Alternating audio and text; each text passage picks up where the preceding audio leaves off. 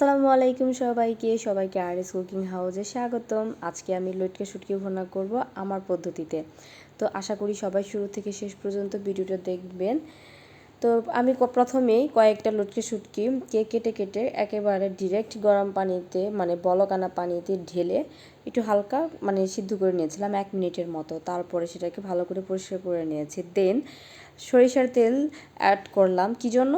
যে শুটকিগুলোকে ভালো মতো ভেজে নিব, কারণ সরিষার তেলে যদি আমি শুটকিগুলোকে সিদ্ধ করা শুটকি কিন্তু অবশ্যই সেগুলোকে ভেজে নিলে আপনার যে শুটকির যে একটা কেমন যেন কাইস্টা গন্ধ আসে না, সেটা চলে যাবে।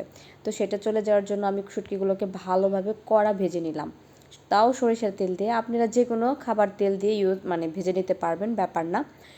হাতের কাছে যে তেলটাই থাকুক ইউজ করবেন। তো ভাজা শুটকির পর এইরকম একটা লুক আসছে। তো আমি ওই একই কড়াইতে পেঁয়াজ কুচিগুলো দিয়ে দিব, কারণ পেঁয়াজগুলোকে বাদামি রঙের ভাব যতক্ষণ না বাদামি রং ধারণ করবে ততক্ষণ পেঁয়াজগুলোকে ভাজতে থাকবেন।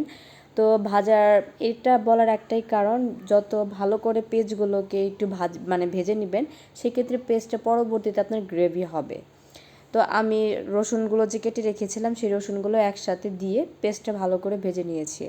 এর সাথে কিছু পরিমাণ আদা রসুন বাটা অ্যাড করেছি। আর এখানে যে হলুদটা দেখতে পাচ্ছেন, হলুদ আর লাল মরিচের গুঁড়ো আর ধনিয়া গুঁড়ো সব একসাথে মিক্সড করা ছিল, সেটা আমি একেবারে দিয়ে দিলাম। আপনারা যে যেমন ঝাল খান সেই রকমভাবে অ্যাড করবেন। পরিমাণ মতো স্বাদ লবণ অ্যাড করে নেবেন। তো গ্রেভিটা ভালো করার জন্য আমি টমেটো অ্যাড করে নিয়েছি 2টা, তো যাতে খেতেও মজা লাগবে, দেখতেও ইয়ামি ইয়ামি লোক। তো আমি এখন এটাকে ভালোভাবে কষিয়ে নিব, পেঁয়াজ আর রসুন আর সাথে আপনার টমেটো।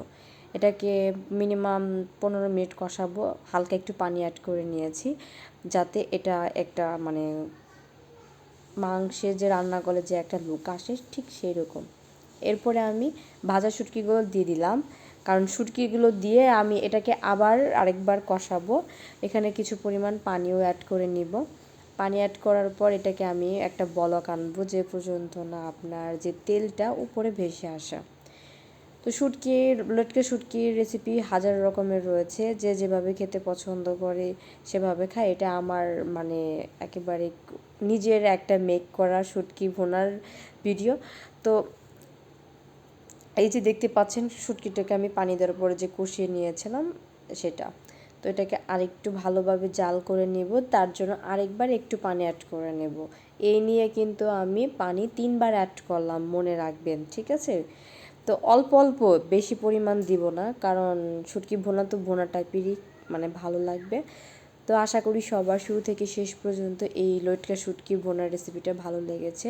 সবাই একটা লাইক দিয়েন।